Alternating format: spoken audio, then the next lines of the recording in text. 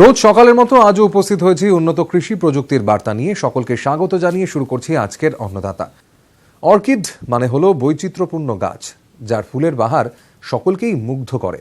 পশ্চিমবঙ্গের সমভূমিতে ডেনড্রোবিয়াম জাতীয় অর্কিড বাণিজ্যিকভাবে চাষ করা যেতে পারে। এইভাবে আমাদের রাজ্যে যে অর্কিডের চাহিদা আছে তা মেটানো যেতে পারে। আংশিক নিয়ন্ত্রণ করা পরিবেশে এখানকার সমতলে এই অর্কিড চাষ করা হয়। নদিয়া জেলার নাকাশিপাড়া ব্লকের প্রগতিশীল কৃষক বন্ধু সুজিত দে তিনি বাণিজ্যিকভাবে ডেনড্রোবিয়াম প্রজাতির অর্কিড চাষ করছেন। অর্কিড চাষে তার অভিজ্ঞতার কথা জানালেন তিনি। বাবার গতানুগতিক চাষ পদ্ধতি থেকে একটু বেরিয়ে এসে বিভিন্ন বিশেষজ্ঞদের পরামর্শে আমি প্রথম বিভিন্ন ধরনের সবজির চাষ শুরু করি। তারপরে আস্তে আস্তে বিভিন্ন ধরনের সিজন ফুলের চাষ শুরু করি। তারপরে আমাদের ডিস্ট্রিক্ট হর্টিকালচারে সহযোগিতায় আমি প্রথম জারবারা পলি হাউস করি। তারপরে আস্তে আস্তে অর্কিড শুরু করি। আজকে আমরা যেখানে দাঁড়িয়ে আছি অর্কিড এরিতে, আমার এখানে 500 স্কোয়ার মিটার অর্কিডে বসানো আছে। আমরা অর্কিডটা প্রথম সোবরা নিয়ে আসি নাইকেলের সোবরা বাজার থেকে ক্রয় করে নিয়ে এসে প্রথমে সোবরাটাকে সাদা জলে ধুয়ে নিই ভালো করে। তারপর ওই সোবরাটাকে শুকিয়ে নিয়ে আবার নাইট্রোজেন দিয়ে ভালো করে একদিন চুবিয়ে রাখি। তারপর সেইটাকে আবার জল থেকে তুলে সাদা জল দিয়ে আবার পরিষ্কার করে ধুলে এই মাঠে নিয়ে এসেছি। আমরা বেড করেছি এইখানে আমার 500 স্কোয়ার মিটারে 38টা বেড আছে। 38টা বেডে আমার 3 গাড়ি সোবরা লেগেছে। তো এই সোবরার পরে আমি এখানে আমার অর্কিডের টিস্যু কালচারের চারা মহারাষ্ট্র থেকে ক্রয় করি। এখানে আমার 5200 চারা বসেছে। এখানে 5200 চারা বসানো হয়েছে। এই চারাটি প্রথমে আমরা সুতো দিয়ে সারিবদ্ধভাবে 1 ফুট বাই 1 ফুট বসাই। আমরা যে বেডটা এখানে তৈরি করেছি 4 ফুটের বেড, মাটি থেকে 3 ফুট উঁচু, চওড়াটা 4 ফুট। চারাটায় 1 ফুট বাই 1 ফুট ডিস্টেন্স আছে। একটা বেডে আমরা 4 লাইন করে চারা বসিয়েছি। তো আমরা সুতো দিয়ে এখানে চারা প্রথমে বেঁধে নিয়েছি যেন গাছটা না পড়ে যায়, কারণ এটা মাটিতে বসানো হয় না বা কোনো কিছুর আলাদা সাপোর্ট থাকে না, সেই জন্য সুতো দিয়ে সোবরার সঙ্গে আটকে রাখি যেন শিকড়টা আস্তে আস্তে ধরে। তো আমরা ফাঁসিতে এখানে আস্তে আস্তে জল দিই। গরমকালে অন্তত দিনে 4 বার, শীতকালে অন্তত দিনে 2 বার জল স্প্রে করি। সপ্তাহে অন্তত 1 থেকে 2 বার ড্রেঞ্চিং করি এবং ড্রেঞ্চিংয়ের মধ্যে বিভিন্ন ওষুধ দিই, হিউমিক অ্যাসিড জাতীয় ওষুধগুলো দিই যেন গাছটা কিছুটা খাবার পায়। এই ফুলের জন্য সাধারণত বিশেষ পরিমাণে খাবারের দরকার হয় না। সামান্য কিছু তরল জাতীয় সার যেগুলো আছে সেগুলি দেওয়া হয়, যেমন 19-19, 00-50 এইসব সার দেওয়া হয়। কিছুটা 17-44 ব্যবহার করা হয়। ম্যাঙ্গানিজামে দেওয়া হয় কিছুটা। আর একটা সার দেওয়া হয় যেটা ক্যালসিয়াম নাইট্রেট। আমরা এই 500 স্কোয়ার মিটারে আমরা 19-19 দিই 400 গ্রাম, 00-50 দিই 50 গ্রাম, 17-44 দিই 150 গ্রাম এবং এটা সপ্তাহে 2 দিন ব্যবহার করি। আর নাইট্রেট যেটা আছে ক্যালসিয়াম নাইট্রেট, সেটা আমরা 500 গ্রাম সপ্তাহে 1 দিন ব্যবহার করি। আমাদের এই অর্কিডে যেহেতু এটা বেঞ্চের উপর তৈরি করা, সেহেতু এখানে খুব একটা পরিমাণে আগাছা জন্মায় না। তো এখানে আগাছার জন্য বিশেষ কোনো ব্যবস্থার দরকার হয় না। যে আমরা মাটিতে এই বেডের নিচে খুঁড়ে দিয়েছি, হাফ ফুট খুঁড়ে দিয়েছি যাতে এটা তিরপলে জল রাখা যায়। গরমের সময় অতিরিক্ত গরম হলে তিরপলে জল রাখলে পরে গাছটা যেন ঠান্ডা থাকে। যেহেতু এটা শীতের দেশের ফুল, সেই জন্য ঠান্ডা রাখার দরকার হয়।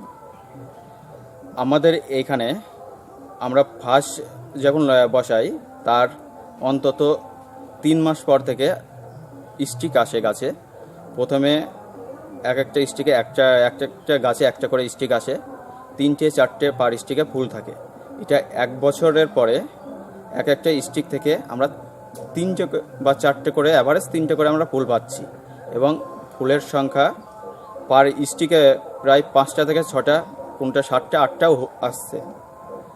আমরা এটা দ্বিতীয় বছরে 5 থেকে 6টা পাবো, এবং তৃতীয় বছর থেকে 8 থেকে 10টা, কোনো কোনো গাছে 12টাও পাবো, এবং ফুল স্টিকে অন্তত 9টা 10টা অ্যাভারেজ পাওয়া যায়। আমরা এটা লোকাল মার্কেটে কিছু বাজারজাত করছি, কিছু বাইরে পাঠাচ্ছি।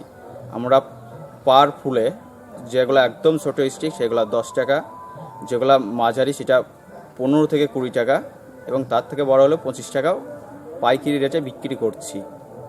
আমাদের এই অর্কিডটা ডেন্ড্রোবিয়াম প্রজাতির সোনিয়া ভ্যারাইটি, যেটা গরমে অন্তত আমাদের এখানে চাষ করা সহ্য করতে পারে সেরকমভাবেই লাগানো হয়েছে। বিভিন্ন বিশেষজ্ঞদের পরামর্শ নিয়ে প্রজেক্টটা তৈরি করতে 8,80,000 টাকা সরকারি প্রজেক্ট এটা, তার মধ্যে 50% আমি সাবসিডি পেয়েছি। যেমনি স্ট্রাকচারটা তৈরি করার জন্য 5,30,000 টাকার প্রজেক্ট, তার 50% 2,65,000 পেয়েছি, এবং বাদবাকিটা প্লান্টেশনের জন্য তারও 50% আমাকে যথারীতি দেওয়া হয়েছে ডিস্ট্রিক্ট হর্টিকালচারের মাধ্যমে। আমার এখানে বছরে অন্তত খরচ বাবদ প্রায় 80 থেকে 1 লাখ টাকা খরচা। আমি প্রত্যেক বছর অন্তত 3 থেকে 4 লাখ টাকা ফুল বিক্রি করি।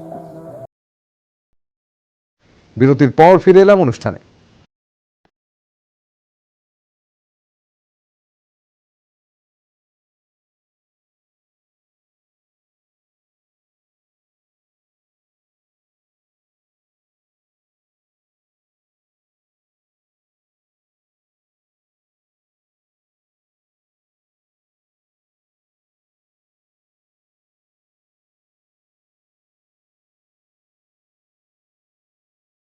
মিঠা জলে বাণিজ্যিকভাবে পোনা মাছের চাষ আমাদের রাজ্যের অনেক মাছ চাষী করে থাকেন, কিন্তু খাল, বিল কিংবা বিভিন্ন জলাশয়ে যে ছোট মাছগুলি বেড়ে উঠত সেগুলো এখন প্রায় হারিয়ে যেতে বসেছে। মৎস্যবিজ্ঞানীরা প্রচেষ্টা চালাচ্ছেন কি করে আবার এই সমস্ত দেশি চুনো মাছ বাঙালির পাতে তুলে দেওয়া যায়।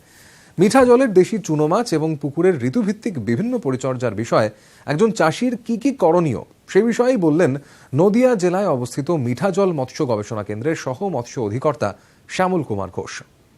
এই ছোট মাছগুলো হারিয়ে যাওয়ার পেছনে জলের পলিউশন কিংবা ক্লাইমেট চেঞ্জ কিংবা আমরা পুকুরে বিভিন্ন সময় এবং বিলে বিভিন্ন জায়গাতে জুটের রেটিং করানো মানে পচানো, এই সব কারণে আমরা দেখেছি যে বিলে যে ছোট মাছগুলো আছে এদের যে প্রজনন গ্রাউন্ড মানে ব্রিডিং গ্রাউন্ড সেইগুলো নষ্ট হয়ে গেছে।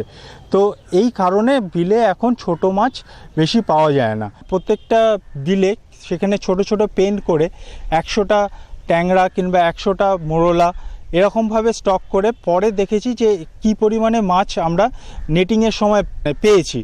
অর্থাৎ আমরা খয়রা মাছের ক্ষেত্রে যেটা করেছিলাম সেটা হচ্ছে মথুরা বিলে একটি পেনে আমরা কচুরিপানা রেখেছিলাম আর অন্য একটা পেনে কচুরিপানা বাদ দিয়ে কীরকম ব্রিডিং হচ্ছে সেটা স্টাডি করেছি। আবার পুঁটির ক্ষেত্রে আমরা দেখেছি যে পুঁটি যেখানে ওয়াটার ফ্লাশ বেশি হচ্ছে অর্থাৎ যেখানে ক্যাচমেন্ট এরিয়া বেশি সেখানে ভালো ব্রিড করছে।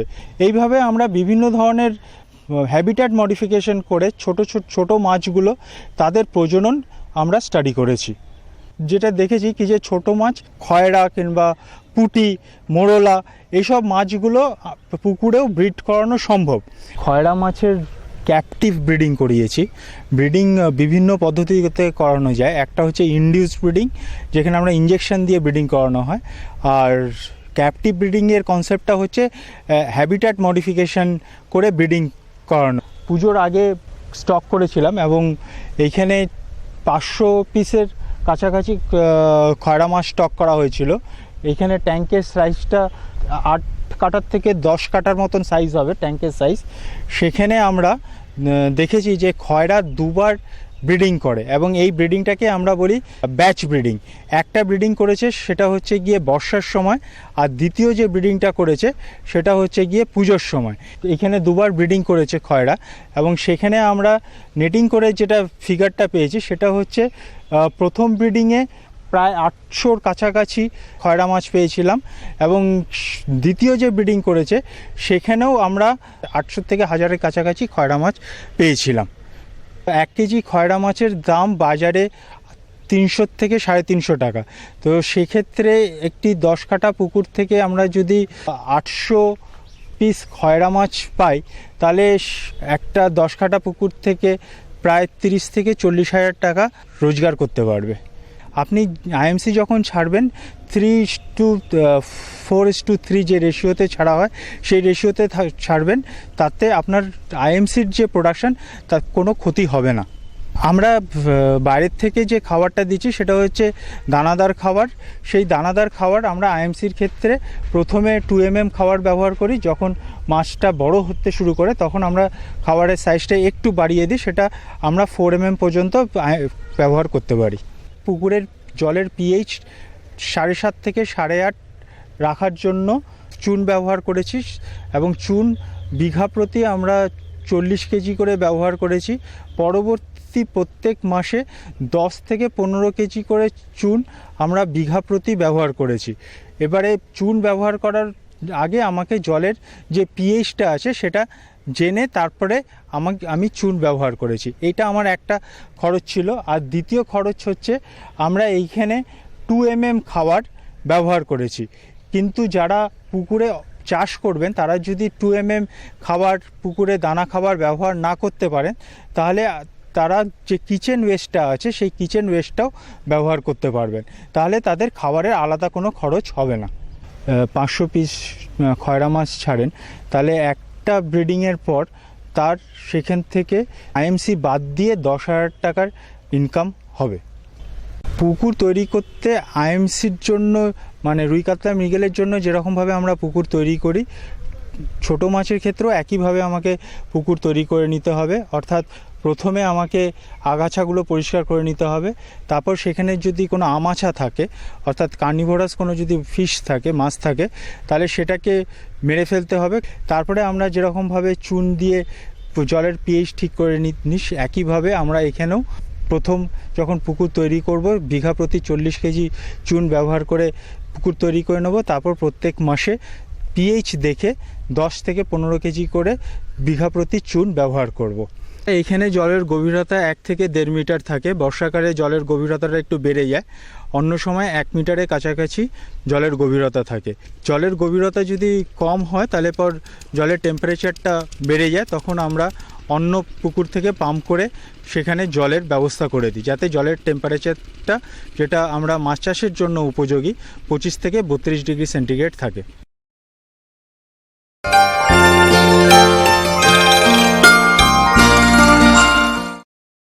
এবার দেখুন জন ডিয়ার অন্নদাতা হেল্পলাইন। চিঠিপত্র, টেলিফোন এবং ইমেলের মাধ্যমে দর্শকরা আমাদের কাছে যে প্রশ্ন করে থাকেন তার উত্তর নিয়ে সাজানো হলো জন ডিয়ার অন্নদাতা হেল্পলাইন। বাঁকুড়া জেলার আকুই থেকে অন্নদাতা দপ্তরে ফোন করেছেন নেপাল চন্দ্র রায়। তিনি পালং চাষের উন্নত প্রযুক্তির বিষয়ে জানতে চেয়েছেন। পালং চাষের শুরুতেই বেছে নিতে হবে এর উন্নত জাতগুলোকে। এই জাতগুলো হলো ব্যানার্জি জায়ান্ট, অল গ্রিন, পুষা জ্যোতি, পুষা হরিত ইত্যাদি। এরপরে জমি তৈরি করার পালা। জমি ভালোভাবে কর্ষণ করে সমান করে নিতে হবে। আগের ফসলের অবশেষ বা আগাছা থাকলে সেগুলোকে তুলে ফেলতে হবে। জমিতে দিতে হবে পর্যাপ্ত গোবর সার। বিঘা প্রতি 2 টন হারে গোবর সার বা খামারজাত কম্পোস্ট সার দিলে ভালো হয়। মূল সার হিসাবে শেষ চাষে দিতে হবে বিঘা প্রতি 7 কেজি হারে ফসফেট ও পটাশ। এরপরে জমিটিকে কয়েকটি খণ্ডে বা বেডে ভাগ করে নিলে ভালো হয়। 1 বিঘা জমিতে পালং চাষ করতে 3 থেকে 3.5 কেজি বীজ লাগবে। বীজ বোনার আগে অবশ্যই তা শোধন করে নিতে হবে। প্রতি কেজি বীজে 2 গ্রাম কার্বেন্ডাজিম বা 3 গ্রাম থাইরাম মিশিয়ে বীজ শোধন করা যেতে পারে। সচরাচর পালং ছিটিয়েই বোনা হয়, তবে সারিতে বুনলে অন্তর্বর্তী পরিচর্যা সুবিধা হয় এবং ফলন বেশি পাওয়া যায়। 8 ইঞ্চি দূরত্বের সারিতে 2 ইঞ্চি পর পর টানা বুনে যেতে হবে। বীজ বোনার 2 থেকে 3 সপ্তাহ পরে বিঘা প্রতি 7 থেকে 8 কেজি ইউরিয়া চাপান দিতে হবে। যদি 4 থেকে 5 সপ্তাহের মধ্যে ফসল তুলে নেওয়া হয় তাহলে চাপান সার দেওয়ার দরকার পড়ে না। যদি 2 মাস বা তার চেয়েও বেশি রাখা হয় তাহলে 6 সপ্তাহের মাথায় আরেকবার 7 কেজি ইউরিয়া বিঘা প্রতি চাপান দিতে হবে।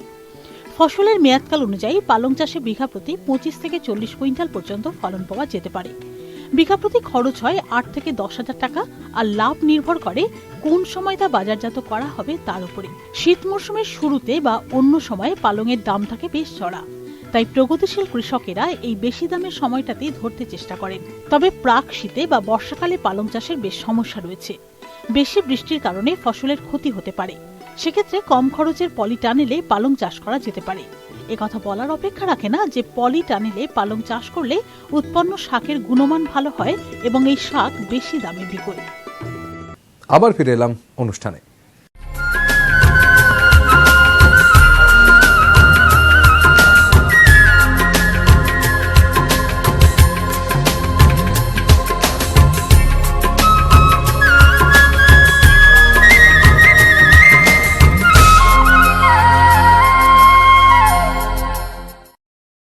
লঙ্কার চাষ সারা বছরই করা যায়। আমাদের রাজ্যে প্রধানত কাঁচা লঙ্কার চাষই বেশি হয়। বাজারে কাঁচা লঙ্কার দাম ভালো থাকায় তারা লাভও করতে পারেন। আজ আপনাদের দেখাতে চলেছে একজন লঙ্কা চাষির অভিজ্ঞতা। এই কৃষক বন্ধু নদিয়া জেলার কৃষ্ণনগরের প্রগতিশীল যুবক আনন্দ সরকার। কাঁচা লঙ্কার চাষে তিনি কোন কোন প্রযুক্তি অবলম্বন করে চলেছেন তা আমাদের বললেন। আমি বিভিন্ন ধরনের সবজি চাষ করি, সেই সঙ্গে লঙ্কা একটি অন্যতম। লঙ্কায় যেটা এখন মূলত যে সবচেয়ে বেশি সমস্যা হয় সেটা তুলসী। তার মধ্যে কিছু জমি তৈরিটা বলি। এই জমি তৈরিটা ঠিকমতো করতে পারলে তুলসী রোগটা লাগে না। তার মধ্যে পড়বে আপনার ট্রাইকোডার্মা ভিডিটি অবশ্যই দিতে হবে জৈব সারের সঙ্গে মিক্সার করে শেষ চাষের আগে এটা ছিটি দিয়ে চাষ করতে হবে। আর কম করে 6 কুইন্টাল মতো গোবর সার দিতে হবে জমিতে। ভার্মি কম্পোস্ট দিতে পারলে খুব ভালো, না হলে পরে সেক্ষেত্রে গোবর সার দিতেই হবে। আর ট্রাইকোডার্মা ভিডিটি দিয়ে চাষ করার 1 সপ্তাহ আগে বা পরে কোনো রকমের রাসায়নিক সার দেওয়া যাবে না। তাছাড়াও কোনো রকম রাসায়নিক ওষুধও ব্যবহার করা যাবে না সেই জমিতে। তারপরে চারা শোধন করতে হবে ট্রাইকোডার্মা ভিডিটি জৈবতে গেলে, আর তা না হলে ব্যাবিস্টন, সালফ। আমি করেছি ট্রাইকোডার্মা ভিডিটি দিয়ে বীজ শোধন করে চারা শোধন করে সেটাকে লাগিয়েছি 1 হাত অন্তর অন্তর। আমার এই লঙ্কার জাতটা হচ্ছে কাঠি লঙ্কা, বাজার চলিত কাঠি লঙ্কা হিসেবে বলে। এই লঙ্কাটা 1 হাত অন্তর অন্তর লাগিয়েছি। আর এদিকে 1.5 হাত চওড়ায়, ড্রেনটা 1.5 হাত আছে। বিঘাতে এটা মোটামুটি আপনার হচ্ছে 4 থেকে 5 হাজার মতো চারা বসানো যায় এই লঙ্কাটা। আর লাগানোর ঠিক কয়েকদিন পরেই জমিটা ভালো করে কুবিয়ে জৈব সার দিয়ে তার সঙ্গে কিছু রাসায়নিক সার মিক্সার করে গোবর সার দিয়ে রাসায়নিক সার বিঘা প্রতি আপনার ধরে নেন 20 কেজি মতো দিতে হবে। 10-26 সুফলা যা দানা, যে কোনো দানা সার দিতে হবে, দিয়ে মাটি তুলে দিতে হবে। সারি তুলে দেওয়ার পরে তারপরে আপনার জল সেচ দিতে হবে। জল দেওয়ার পরে ঠিক আপনি 19-19 বলে যে একটা আছে ওষুধ, সেটা স্প্রে করতে হবে। এটাও শারীরিক কাজ করে। সেটা স্প্রে করার পরে আপনি জৈব বায়োর বিভিন্ন রকম আছে, আইপিএম ওষুধ আছে। তাছাড়াও আপনার আইপিএমটা করতে পারেন, যেটা আলোক ফাঁদ, ফেরোমন ফাঁদ। হ্যাঁ, আমি করি আলোক ফাঁদ, ফেরোমন ফাঁদ এগুলো ব্যবহার করলে পরে। আর আপনার স্প্রিংলার, বিশেষ করে যদি স্প্রিংলার করা যায় বা ঠান্ডা জলে স্প্রে করলে মাকড়ের উপদ্রব হয়। মাকড়টা ঠান্ডা জলে স্প্রে করলে পরে মাকড় কমে যায়। স্প্রিংলার করলে সাদামাছি কমে। আর ফেরোমন আলোক ফাঁদটা করলেও সাদামাছি কমে। সেক্ষেত্রে তুলসী রোগ হয় না বললেই চলে এটা করলে, ঠিক আছে। আর তাছাড়াও মোটামুটি কিছু বোতল কেটে বিঘা প্রতি আপনার 60 থেকে 70টা বোতলের গায়ে গ্রিজ বা পুরা মোবিল মেখে, বোতলের রঙটা অবশ্যই হলুদ হতে হবে। কিছু কিছু জায়গায় পুঁতে রাখলে 60 থেকে 70টা পুঁতে রাখলে সেক্ষেত্রেও সাদামাছি লাগেই না জমিতে। এটা করি আমি। সেটা করার পরে তুলসী রোগ বা পাতা কুকড়ানো রোগ এটা কখনোই দেখা যায় না আমার জমিতে। আর রাসায়নিক সার খুব কম দেই আমি, ওষুধও কম দেই। আইপিএমটাই বিশেষ করে আমি লক্ষ্য করি। এটা করলে পরে আমার ওষুধ লাগেই না। রাসায়নিক ওষুধ দেওয়ার মধ্যে শুধুমাত্র কখনো পচা দেখা দিলে সেই ক্ষেত্রে আমি রাসায়নিকের মধ্যে সালফ অথবা কার্বন জায়েন্ট যেটা দেই, ব্যাবিস্টন আছে, এগুলো ব্যবহার করি, বা নেটিভো এগুলো ব্যবহার করি। কিছু ব্যাকটেরিয়াও ব্যবহার করি আলাদাভাবে। এটা করলে পরে কখনোই লঙ্কাতে পচা বা অন্য কোনো রোগ আসে না। বিঘা প্রতি লঙ্কার খরচ হয় আপনার খুবই সামান্য। লেবার দিয়ে, নিরানো খরচ দিয়ে, সব দিক দিয়ে লঙ্কা খরচ করতে গেলে ম্যাক্সিমাম এই 6,000 মতো পড়ে। আর লঙ্কা বাজার ভালো পেলে অবশ্যই লঙ্কার খুব লাভজনক একটা চাষ। লঙ্কা খুব ভালো পরিমাণে হয়। বিঘা প্রতি কুইন্টাল আপনার ধরে নেন প্রায় 6 থেকে 8 কুইন্টাল মতো পাওয়া যায় না সপ্তাহে। আমি লঙ্কা তুলি 5 দিন অন্তর অন্তর, 6 দিন অন্তর অন্তর লঙ্কা তুলি। 1 বিঘাতে আমার 4.5 কুইন্টাল মতো, 4.5 থেকে 6 কুইন্টালের মধ্যে থাকে। লঙ্কা ঠিক মতো যত্ন করে রাখতে পারলে প্রায় 8 মাস হয়েই যায়। এই অনুষ্ঠানটি আপনাদের কেমন লাগছে, আপনারা আর কি কি দেখতে চান জন ডিয়ার অন্নদাতা অনুষ্ঠানে জানিয়ে চিঠি লিখুন। আমাদের ঠিকানা Annadata News 18 Bangla, Godrej Water Side, Tower 1, Salt Lake Sector 5, Kolkata 91। অনুষ্ঠানটি আজকের মতো এখানেই শেষ করছি। আবার দেখা হবে কাল সকালে। নমস্কার।